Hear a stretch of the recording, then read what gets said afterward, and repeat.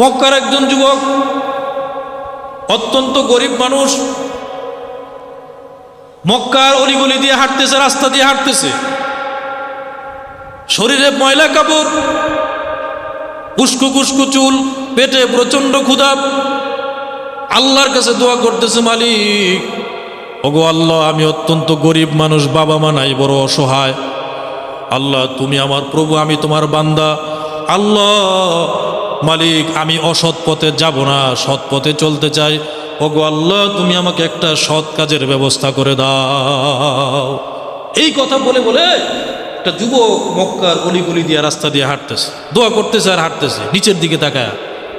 ভদ্র যুবকরা নিচের দিকে তাকায় হাঁটে, ঠিক না ভাই? ঠিক। তো হাঁটতে হাঁটতে মক্কার কাবার প্রান্তরে কিছু কাছেই রাস্তার পাশে দেখতেছে একটা কি যেন একটা এরকম আলোর ঝলকানি, কি যেন